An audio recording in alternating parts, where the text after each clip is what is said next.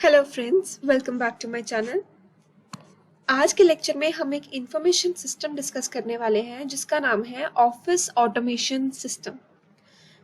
इस लेक्चर को आगे कंटिन्यू करने से पहले, ये इंफॉर्मेशन सिस्टम स्टार्ट करने से पहले बहुत ज़रूरी है कि हम वर्ड ऑटोमेशन, इस वर्ड का मतलब अच्छे से समझ लें, क्योंकि हम पूरे लेक्चर में बार बार ऑटोमेशन ऑटोमेशन ऑटोमेशन यूज़ करने वाले हैं। उसका मीनिंग हमें क्लियर होना चाहिए। कोई भी काम जब कोई ह्यूमन वर्कफोर्स करती है, ठीक है, यानी कि हम ह्यूमंस करते हैं, मे बी हम वो काम पेपर पेन पे कर रहे हैं, ठीक है, मे बी हम वो काम कंप्यूटर्स के थ्रू कर रहे हैं, लेकिन जब वो काम करने के लिए ह्यूमंस की जरूरत होती है तो उसे ऑटोमेशन नहीं कहा जाता। अगर मैं ये कहूँ कि वही काम जो ह्यूमंस कर रहे थे पहले, वो अब मशीन करेगी, ठीक है, कंप्यूटर्स करेंगे, but without any human interference, that is automation. ठीक है, जब कोई भी काम, when any work is done by computers without any human interference, ठीक है, जब कोई भी ह्यूमन बीइंग्स की इंटरफेरेंस ना हो, मशीन सारा काम खुद ब खुद करे, that is known as automation.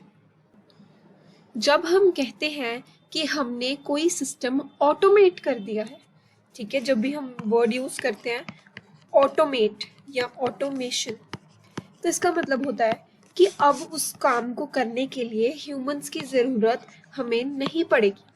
अब वो काम मशीन खुद ब खुद हैंडल कर लेगी, वो खुद ऑटोमेटिकली उस काम को कंप्लीट कर लेगी, दैट इज ऑटोमेशन। ऑलराइट, और कुछ बेसिक्स होते हैं एक ऑटोमेशन सिस्टम के, या हम कह सकते हैं ऑफिस ऑटोमेशन सिस्टम के, उसको हम एक डायग्राम के थ्रू समझते हैं। अब ये हमारे पास 3 बेसिक्स होते हैं एक ऑफिस ऑटोमेशन सिस्टम के। वो 3 बेसिक्स ये तीनों कैसे हैं? सबसे पहले कोई भी ऑफिस होगा तो ऑफ कोर्स उसमें बहुत सारा डेटा अवेलेबल होगा। डेटा अवेलेबल होगा तो उसमें आपस में एम्प्लॉइज और इनसाइड और आउटसाइड द ऑफिस या इनसाइड और outside the organisation data exchange occur होगा, ठीक है, डेटा एक्सचेंज आएगा। और जब डेटा एक्सचेंज आएगा तो उसी डेटा को हमें मैनेज करने की भी जरूरत पड़ेगी, क्योंकि कोई भी ऑफिस ले हम, मे बी किसी स्कूल कॉलेज का ऑफिस या मे बी किसी बड़ी कंपनी का ऑफिस, तो उसमें जब तक डेटा को मैनेज ना किया जाए तो उसमें से हम कोई भी एनालिटिक्स या कोई भी एनालिसिस नहीं कर सकते। तो जब डेटा मैनेजमेंट हो जाती है तो फिर वो किस में कन्वर्ट हो जाती है? इंफॉर्मेशन में, और उसी इंफॉर्मेशन को बाद में स्टोर किया जाता है। ठीक है, ये तीनों बेसिक्स एक वेन डायग्राम के थ्रू इसीलिए रिप्रेजेंट किए गए हैं क्योंकि ये तीनों आपस में इंटर रिलेटेड है। ठीक है, इन तीनों में से एक भी प्रोसेस नहीं होगा तो पूरा ऑफिस ऑटोमेशन सिस्टम नहीं वर्क कर पाएगा। अब किसी भी ऑफिस के सिस्टम को हम कब कह सकते हैं कि वो एक ऑटोमेशन सिस्टम में कन्वर्ट हो गया? ठीक है, उसके लिए हमें कुछ चीज़ों की ज़रूरत पड़ती है, वो होती है हार्डवेयर। ठीक है, अगर हम कंप्यूटर सेटअप करेंगे तो ऑफ कोर्स हार्डवेयर तो लगेगा, और वो कंप्यूटर्स के अंदर क्या लगेगा? सॉफ्टवेयर, क्योंकि सॉफ्टवेयर के बिना तो कोई भी सिस्टम काम नहीं कर सकता। ठीक है, हार्डवेयर सॉफ्टवेयर जब किसी भी ऑफिस सिस्टम में अच्छे से इम्प्लीमेंट कर दिया जाए, और सिर्फ इम्प्लीमेंट करने से नहीं बनेगा ऑटोमेशन सिस्टम, जब उस ऑफिस में जो भी डेटा कलेक्शन होती है, जो भी डेटा स्टोरेज होती है, ठीक है, सब कुछ data updation, data storage, data manipulation, data processing, सब कुछ जब इन्हीं सिस्टम्स पे, इन्हीं कंप्यूटर्स पे किया जाएगा डिजिटली, ये वर्ड बहुत इंपॉर्टेंट है, जब ये सारी चीज़ें कंप्यूटर्स पे डिजिटली परफॉर्म की जाएंगी, उसे हम कह देंगे कि अब ये ऑफिस सिस्टम प्रॉपरली ऑटोमेट हो गया है। ठीक है, इन शॉर्ट अगर मैं कहूँ कि उस ऑफिस का, उस ऑर्गेनाइजेशन का सारा काम कंप्यूटर की हेल्प से ही होगा, चाहे वो डेटा कलेक्शन हो, डेटा को प्रोसेस करना हो, डेटा की अपडेशन हो, वो सब कुछ डिजिटली किया जाएगा। ठीक है, कंप्यूटर्स के थ्रू, तब हम कह सकते हैं कि वो ऑफिस सिस्टम ऑटोमेट हो चुका है। सो अब कुछ फंक्शंस होते हैं किसी भी ऑफिस ऑटोमेशन सिस्टम के, सब हम वो डिस्कस करते हैं। अब ये कुछ फंक्शंस हैं जो एक ऑफिस ऑटोमेशन सिस्टम यानी कि शॉर्ट में अगर मैं कहूँ OAS, ये इसे फुलफिल करने होते हैं। ठीक है, ये सारे काम हैं जो एक OAS परफॉर्म करता है। सो पहला काम है इसका इलेक्ट्रॉनिक पब्लिशिंग। पब्लिशिंग वर्ड से हम अंदाज़ा लगा सकते हैं पब्लिश क्या चीज़ें होती है, मैगजीन्स, ठीक है, लेटर्स या फिर रिपोर्ट्स, ये सारी चीज़ें पब्लिश होती हैं। ठीक है, सो अब इलेक्ट्रॉनिक पब्लिशिंग का क्या मतलब है कि जो भी हम चीज़ें पब्लिश करें वो इलेक्ट्रॉनिकली पब्लिश हो।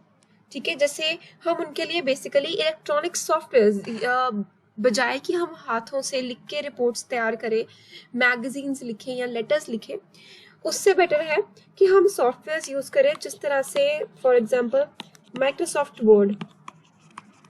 ठीक है, इसमें हम अपने डॉक्यूमेंट्स प्रिपेयर करें, कोरल ड्रॉ यूज़ करें, ठीक है, कोरल वर्ड यूज़ करें, ये सारे सॉफ्टवेयर यूज़ करें ताकि जो हमारी पब्लिशिंग है वो इलेक्ट्रॉनिक हो।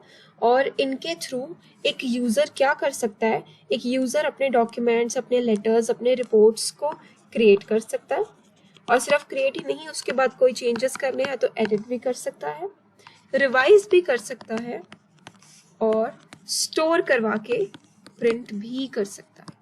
ठीक है, सो बेसिकली जो पब्लिशिंग पहले बाय हैंड की जाती थी चीज़ें लिख के, अब वैसा ना करके ऑटोमेशन यूज़ की जाए, यानी कि न्यू इलेक्ट्रॉनिक सॉफ्टवेयर यूज़ किए जाए जिस तरह से माइक्रोसॉफ्ट वर्ड हो गया।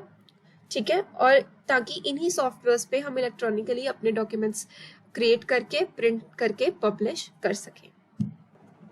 सो next we have is electronic communication. ठीक है, ये नाम से पता लग रहा है कम्युनिकेशन यानी कि किसी के साथ कम्युनिकेट करना। बजाय कि सपोज मेरी ही कंपनी की 2 ब्रांचेस हैं और मुझे उन 2 ब्रांचेस में कोई न्यू पॉलिसी रिलीज करनी है, और मैं चाहती हूँ कि दोनों को एक साथ पता लग जाए ताकि बार बार मेरा टाइम ना वेस्ट हो कि पहले मैं एक ब्रांच में इन्फॉर्मेशन दूँ पॉलिसी के रिगार्डिंग, फिर नेक्स्ट ब्रांच में इन्फॉर्मेशन दूँ। मैं चाहती हूँ कि मैं दोनों ब्रांच में इकट्ठी इन्फॉर्मेशन दे दूँ और वो पॉलिसी वहाँ दोनों ब्रांचेस में लागू हो जाए। ठीक है, तो वहाँ पे काम आएगी हमारी इलेक्ट्रॉनिक कम्युनिकेशन। बजाय कि मैं प्रॉपर फाइल्स रेडी करूँ, प्रॉपर डेटा रेडी करूँ, वो तो मुझे एक बार तो करना पड़ेगा, लेकिन वो चीज़ मैं इलेक्ट्रॉनिकली यानी कि ऑटोमेशन के थ्रू, कंप्यूटर्स के थ्रू करूँ और एक ही टाइम पे कम्युनिकेट कर दूँ दोनों ऑर्गेनाइजेशंस को, दोनों ब्रांचेस को। ठीक है, तो मेरी बहुत एफर्ट बचेगा, मेरा बहुत टाइम बचेगा, मेरे बहुत रिसोर्सेज भी बचेंगे। और मैं किस तरह से कम्युनिकेशन है तो मैं किस तरह के सॉफ्टवेयर यूज़ कर सकती हूँ, जैसा कि अगर तो मुझे टेक्स्ट के थ्रू भेजना है, जैसा कि मैंने कहा कि फाइल्स वगैरह तो एक बार तो रेडी करनी पड़ेंगी इलेक्ट्रॉनिकली, तो वो मैं कैसे सेंड कर सकती हूँ, ईमेल यूज़ कर सकती हूँ, दैट इज़ इलेक्ट्रॉनिक मेल, अगर मुझे रिटर्न में सेंड करना है। लेकिन अगर मुझे रिटर्न में सेंड नहीं करना, मुझे साथ बैठ के मीटिंग करनी है, फेस टू फेस टाइम करना है, तो मैं क्या कर सकती हूँ, मैं वीडियो कॉन्फ्रेंसिंग कर सकती हूँ। ठीक है, और अगर मुझे वीडियो कॉन्फ्रेंस भी नहीं करनी, मतलब मुझे फेस टाइम नहीं करना, बट मुझे अपनी वॉइस पहुंचानी है सब तक as a head of the organisation, as a head of the company, so मैं वॉइस मेल यूज कर सकती हूँ। ठीक है, जिससे मेरी दोनों ब्रांचेस को चली जाए वो सारी पॉलिसी की डिटेल्स, और वो एक साथ ही अपनी अपनी ब्रांच में इम्प्लीमेंट कर सके। इससे मेरा बहुत टाइम सेव होता है, बहुत एफर्ट सेव होता है, और बहुत रिसोर्सेज भी सेव होते हैं। अब यही जो अभी हमने इलेक्ट्रॉनिक कम्युनिकेशन के डिफरेंट वेज की बात की, ईमेल, वीडियो कॉन्फ्रेंसिंग और वॉइस मेल, इसे शॉर्ट में थोड़ा थोड़ा डिस्कस कर लेते हैं कि ये होता क्या है। सबसे पहले email, that is electronic mail. ठीक है, ये नॉर्मल डिलीवरी से, जैसे हम कोई लेटर्स किसी को भेजते हैं या पोस्ट करते हैं, ये नॉर्मल जो डिलीवरी होती है चीज़ों की एक जगह से दूसरी जगह, उससे कहीं गुना फास्ट होती है। अगर मैं इसी सेकंड किसी को कोई मेल भेज रही हूँ तो with in next few seconds वो उसे रिसीव भी हो जाएगा। मे बी सम केसेस में होता है कि रिसीविंग के टाइम एरर आ जाए, बिकॉज पाथ पे ट्रैफिक मिले तो कई बार लेट हो जाता है या एरर आ जाता है, but it is the fastest medium to send something to someone.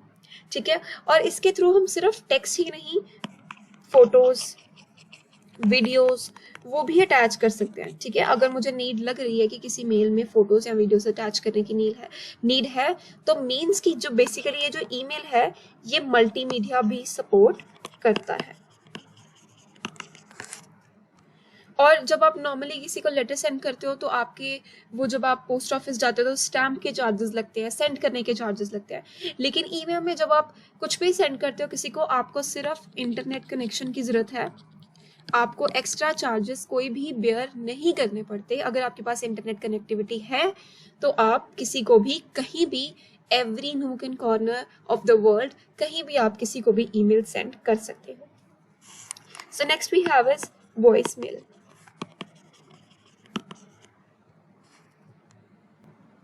और वॉइस मेल भी एक तरह का ईमेल ही है, लेकिन इसमें हम वॉइस यानी कि बोल के, स्पीकर अपनी बात बोल के अपनी वॉइस सेंड कर सकता है, ठीक है। और इसका ये फायदा है कि समटाइम्स हम टेलीफोन पे टेलीफोनिक कन्वर्सेशन करते हैं किसी से, तो बीच में किसी की आवाज़ कट हो जाती है और हम वो मैसेज दोबारा कहना पड़ता है कि प्लीज़ रिपीट, या वो इंफॉर्मेशन हमें कई बार ठीक से नहीं मिल पाती, मिसअंडरस्टैंडिंग्स भी हो जाती हैं। वॉइस मेल से ये फ़ायदा है कि एक बार जब वॉइस मेल हम किसी को सेंड करते हैं तो उसे कोई बात नहीं भी समझ आई तो वो उस वॉइस मेल को जितनी मर्जी बार, ज़्यादा बार सुन भी सकता है, ठीक है। और मे बी अगर उसे वही सेम चीज़ आगे भी किसी को समझानी तो वो वही सेम वॉइस मेल यूज़ कर सकता है आगे इन्फॉर्मेशन पास ऑन करने के लिए। और ये भी ईमेल की तरह बहुत फास्टेस्ट तरीका है अपनी बात पहुंचाने का, अपनी वॉइस किसी दूसरे इंसान तक पहुंचाने का। Next we have is facsimile transmission. इसके बारे में बहुत कम लोगों ने सुना होगा, बिकॉज वैसे हम इसे जनरली इतना नहीं यूज़ करते, या मैं कहूँ कि हम करते हैं बट हमें रियलाइज़ नहीं होता कि हम इसे यूज़ कर रहे हैं। फैक्सिमिल ट्रांसमिशन का मतलब होता है किसी चीज़ की एग्जैक्ट कॉपी, ठीक है। मे बी वो हमारा कोई हैंड रिटन मटीरियल है, मे बी वो कोई भी डॉक्यूमेंट है, किसी चीज़ की एग्जैक्ट कॉपी का प्रिंट निकलवाना, ठीक है, और फिर उसे यूज़ करना, दैट इज़ फैक्सिमिल ट्रांसमिशन। बेसिकली इसमें जो कीवर्ड है वो है एग्जैक्ट कॉपी, ठीक है। कोई भी डॉक्यूमेंट हो या कोई भी हैंड रिटन मटीरियल हो, ठीक है, उस चीज़ को प्रिंट करवा के एज इट इज़ यूज़ करना, दैट इज़ फैक्सिमिल ट्रांसमिशन। और अब हमारा लास्ट मीडियम जो हमने डिस्कस किया था दैट इज़ वीडियो कॉन्फ्रेंसिंग। अब वीडियो कॉन्फ्रेंसिंग सबको पता है, सारे करते हैं वीडियो कॉन्वर्सेशन। हम काफ़ी सारे प्लेटफॉर्म्स यूज़ करते हैं, जैसे कोरोना टाइम में या आज भी अब हम बहुत सारे प्लेटफॉर्म्स लाइक जूम मीट या फिर गूगल मीट, ये सारे प्लेटफॉर्म्स यूज़ करते हैं एक दूसरे के साथ वीडियो कॉन्फ्रेंसिंग करने के लिए। सो ये एक तरह का 2 वे कम्युनिकेशन मेथड है, ठीक है, जिसमें दोनों तरफ से एक ही टाइम पे बात हो सकती है। जो इससे पहले हमने मेथड्स डिस्कस किए थे वो एक ही टाइम पे 2 वे अलाउ नहीं करते थे। जैसे अगर मैंने किसी को ईमेल सेंड किया है तो मुझे वेट करनी पड़ी उसके रिस्पॉन्स की, कि सामने से रिस्पॉन्स आए। Same is with the voice mail. लेकिन वीडियो कॉन्फ्रेंसिंग में एट द स्पॉट हमें सामने वाले का जो रिस्पॉन्स है वो रिसीव हो जाता है। अगर मैंने कोई बात किसी को कही और उससे आगे से अपनी सजेशन देनी है तो मुझे वेट नहीं करना पड़ेगा उसके सजेशन की। वीडियो कॉन्फ्रेंसिंग में एट द स्पॉट हमें चीज़ों का फीडबैक, चीज़ों की कहते हैं ना एक्शन का रिएक्शन साथ ही मिल जाता है। Next is electronic collaboration. अब इलेक्ट्रॉनिक कोलैबोरेशन में क्या होता है, जैसे हमने कम्युनिकेशन में डिस्कस किया कि फेस टू फेस भी हम कर सकते हैं किसी के साथ कम्युनिकेट, बट इसमें फेस टू फेस टाइमिंग का कोई लेना देना नहीं होता।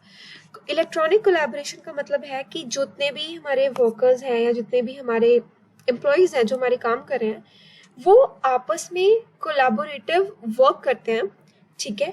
किसके थ्रू? टेली कॉन्फ्रेंसिंग के थ्रू, ठीक है। अब इसमें क्या होता है, कोई भी वर्कर या कोई भी एम्प्लॉय एक दूसरे के साथ फेस टू फेस नहीं जुड़ा होता, जबकि इसमें वर्चुअल टीम्स क्रिएट की जाती हैं, या फिर हम कह सकते हैं वर्चुअल ग्रुप्स क्रिएट किए जाते हैं। इसकी एक रियल लाइफ एग्जांपल हम इस तरह से ले सकते हैं, व्हाट्सएप चैट ग्रुप्स। उसमें कोई रियल में तो ग्रुप नहीं है, बट वर्चुअली एक ग्रुप क्रिएट किया गया है जिसमें लोग एक दूसरे के साथ इंफॉर्मेशन या मैसेजेस शेयर कर सकते हैं। सो अगर हम किसी ऑर्गेनाइजेशन या किसी कमर्शियल बिजनेस ऑर्गेनाइजेशन के पॉइंट ऑफ व्यू से सोचें तो वहाँ पे भी वर्चुअल टीम्स क्रिएट की जाती हैं ताकि लोग आपस में, जो एम्प्लॉयज़ हैं वो आपस में इजीली इंफॉर्मेशन शेयर कर सकें, ठीक है, और अपने स्केड्यूल्स अपडेट कर सकें, अपने जो भी प्लान्स हैं वो एक दूसरे के साथ शेयर कर सके, ठीक है, और जो प्रोजेक्ट्स होते हैं उन्हें कोलैबोरेटिवली वर्क करके सक्सेसफुल बना सकें।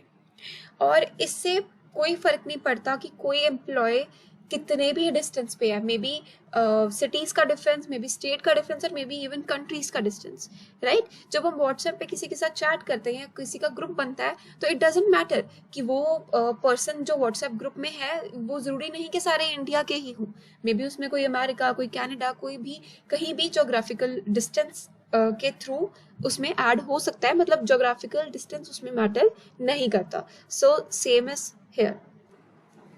सो नेक्स्ट है इमेज प्रोसेसिंग, ठीक है। नाम से पता लग रहा है जब वर्ड इमेज आ गया इट मीन्स इसमें इमेजेस या फोटोज का बहुत बड़ा रोल होने वाला है।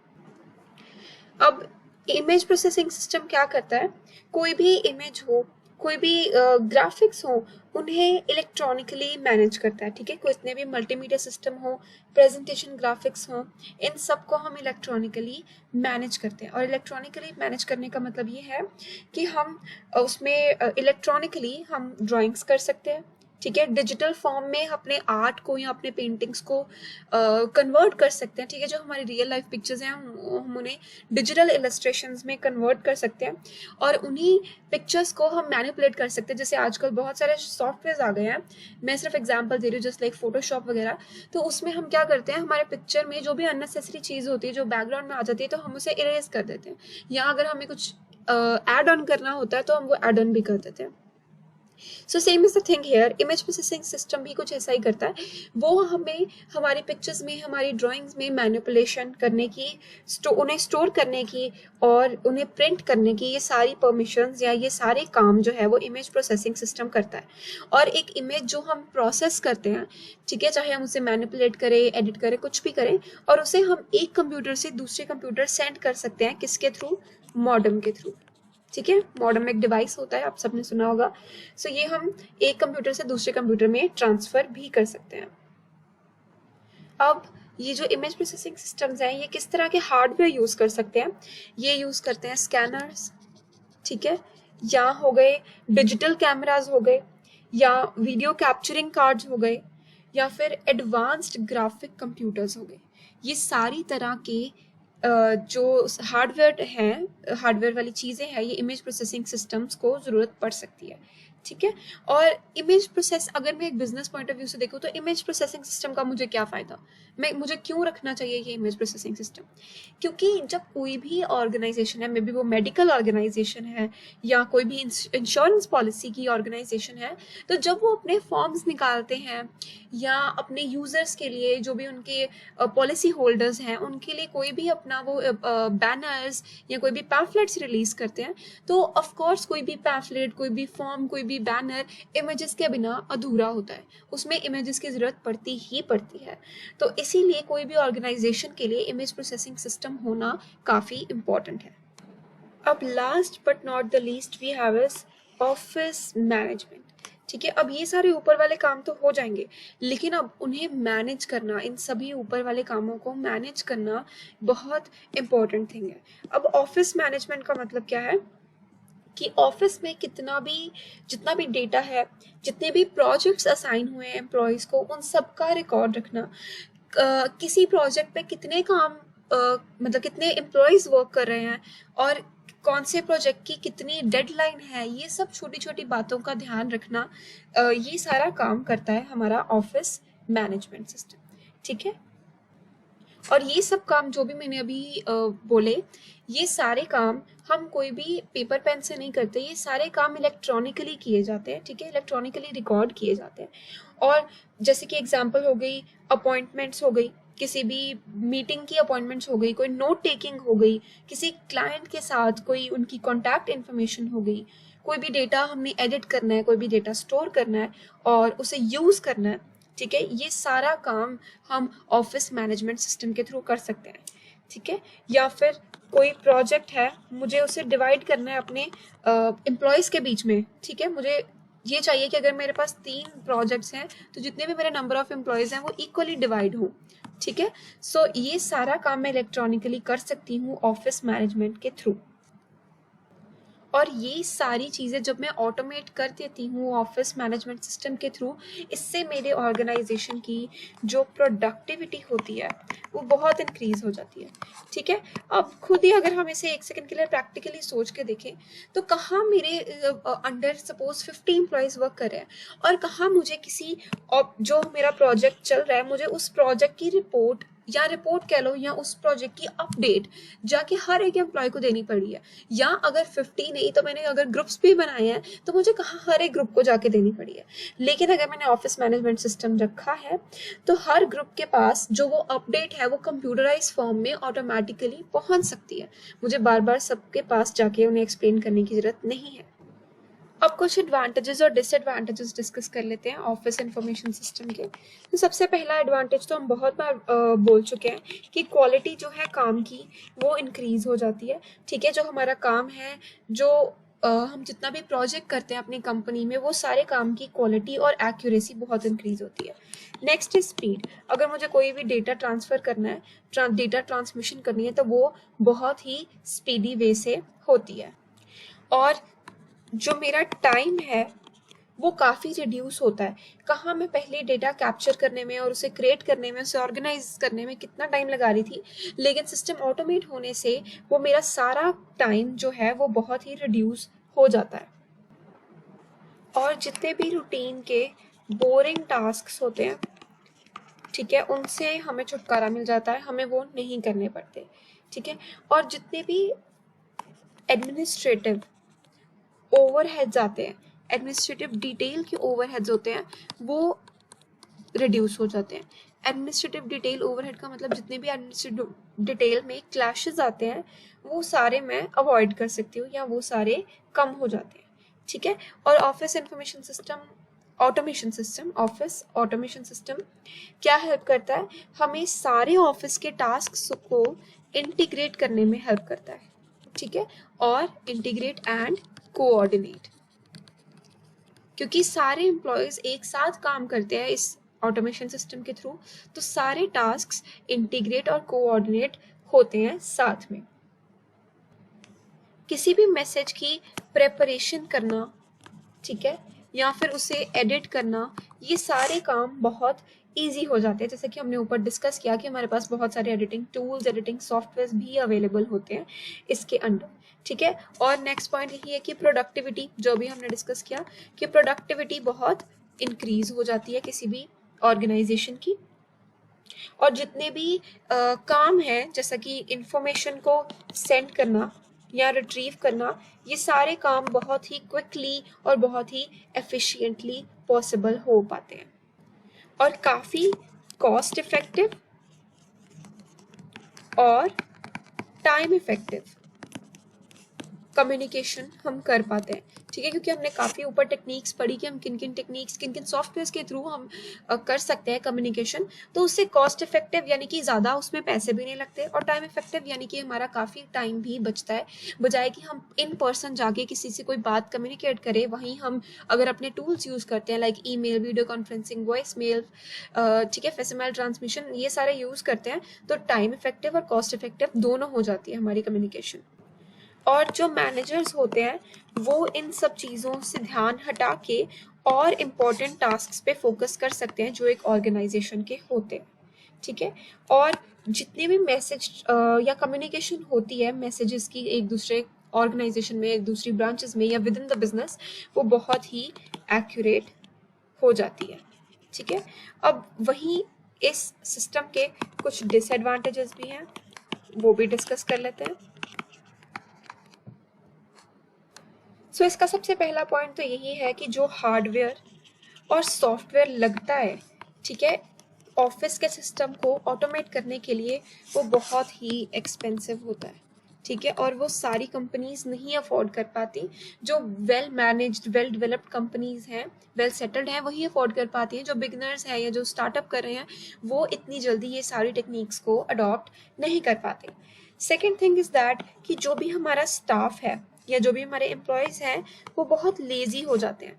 ठीक है, क्योंकि उन्हें पता है कि अब हमारी इंटरवेंशन की जरूरत नहीं है। जैसे हमने वीडियो के बिल्कुल स्टार्टिंग में पढ़ा कि ऑटोमेशन का मतलब क्या है।